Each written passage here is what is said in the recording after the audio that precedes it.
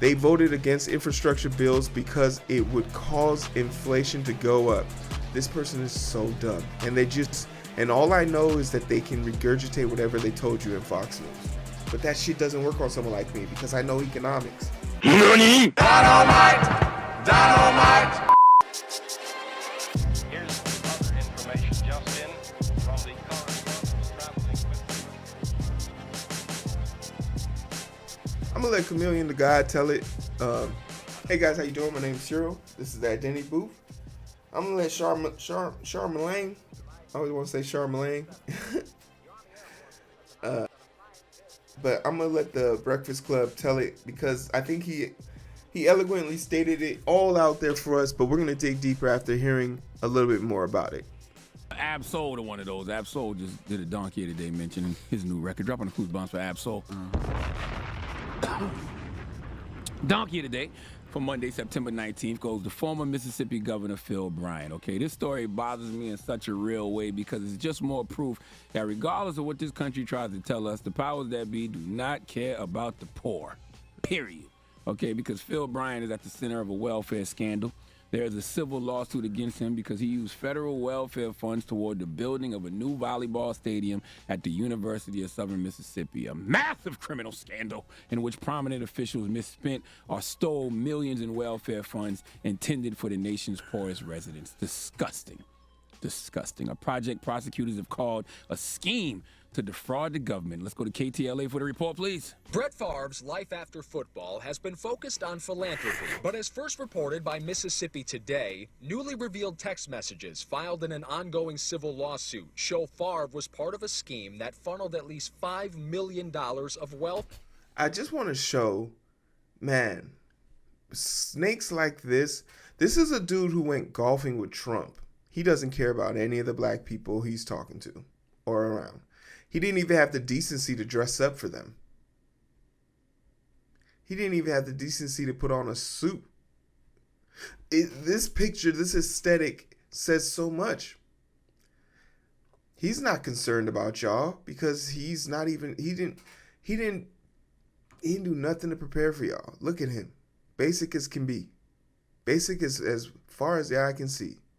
My man's is wearing a suede red velvet overcoat with a fucking bow tie. Welfare funds to build a new volleyball stadium at the University of Southern Mississippi, where Favre graduated and his daughter played.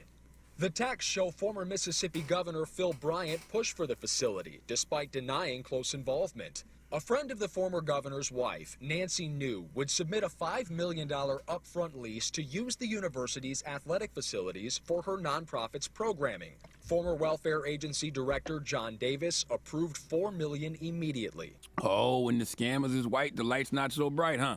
They don't shine the light on the white scammers like they do the others. This is bigger than PPP loans, baby. This is how the rich stay rich and the poor stay poor. You wonder why the people who need relief in this country can't get it? It's because the money that's supposed to go to them is going to rich people's pet projects. As if they can't get the money to build that volleyball stadium from donors already. Yep. Hell, if Brett Favre... Brett Favre was $100 million contract. Even if he spent $100 million, even if he spent $1 million a year, he would still have more than enough. Doesn't have the money to do it himself. All that money Brett Favre made Wranglers, I know he got it, but why spend your own money when you can spend money meant for the poor and disenfranchised in our society? Now, of course, Phil Bryant denied it, but screenshots will never lie.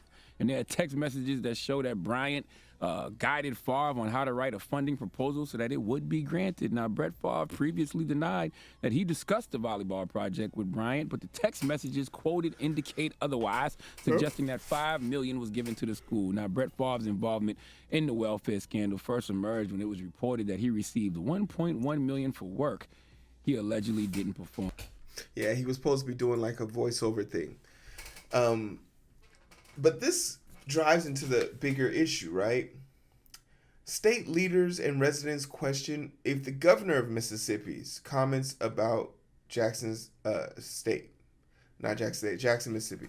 Like, how do we know they don't care? Well, they say it.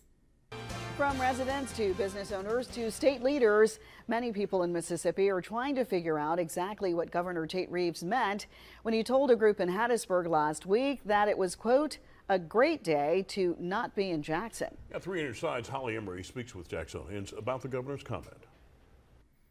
I've got to tell you, it is a great day to be in Hattiesburg. It's also, as always, a great day to not be in Jackson.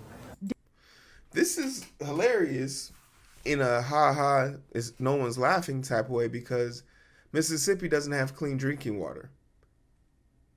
Jackson State, Mississippi doesn't, I keep saying Jackson State, Jackson, Mississippi doesn't have drinking water. So what's so funny?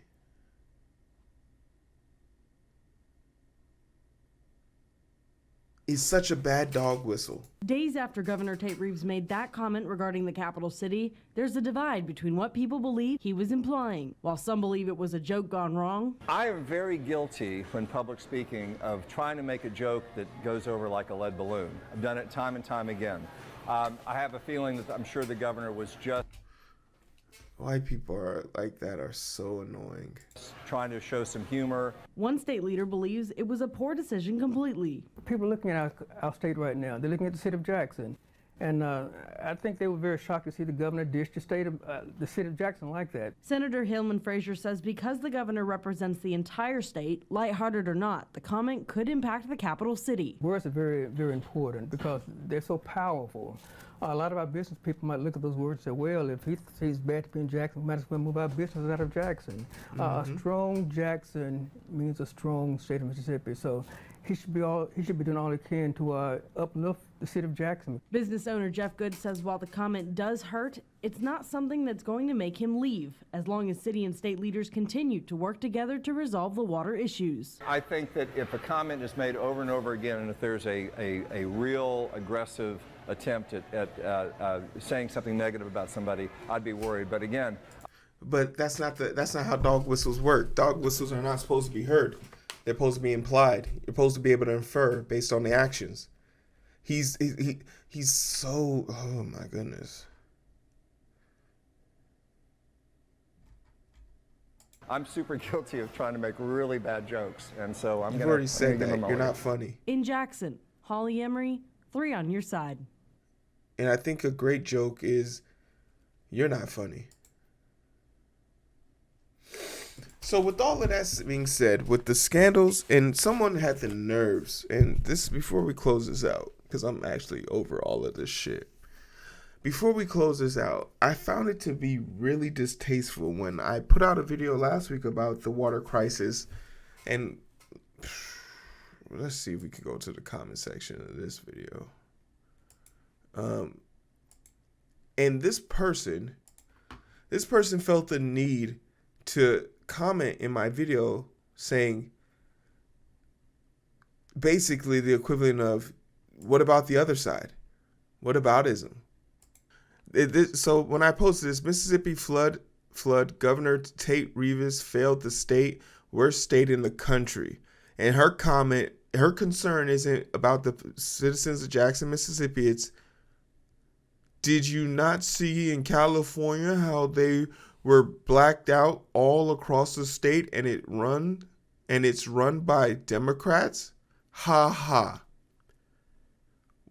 My response, why is that funny? People in both states are suffering. Sarah, I agree. So once again, why are you pointing out politics and laughing at people suffering? You really need to check yourself and not let this red versus blue stuff consume you. But both parties need to be called out when they do something wrong, not just one. Bitch, call them out. But you laughed, so you weren't calling them out. And then I looked it up and saw that the rolling blackouts were literally in places where backup generators and all of the wind energy was able to compensate. The rolling blackouts, they were prepared for, unlike Jackson, Mississippi. No, that's a false equivalence. In the video, I clearly show how every Republican voted against infrastructure bills that would have helped save those people from floods. And this is the part that's sort of irritating, because I do all this research and I do all this Googling for some dumbass to come in my comment, this pure idiot, to come in my comment section and say some dumb shit like this, like they think they can gaslight me. Mindless self-indulgence, just dumbasses. What's up, Sean? Wow, you really actually letting your they voted against infrastructure bills because it would cause inflation to go up. This person is so dumb. And all I know is that they can regurgitate whatever they told you in Fox News. But that shit doesn't work on someone like me because I know economics. I've been through a depression already. Fucking loser. But yeah. This is just further proof, the ice on top. They don't care about nobody. Especially poor people, but you're white, they might give you a little bit of love. But poor people of color, you're not a priority. And it's crazy, once again, because Jackson, Mississippi is 83% black. It's red. It should be red. Like, if gerrymandering wasn't a thing, and the biggest population of people live in Jackson, Mississippi, should not be the case that they don't have the money to do better altogether. But that's all she wrote. We out of here. I'm not even gonna hold y'all. I'm tired.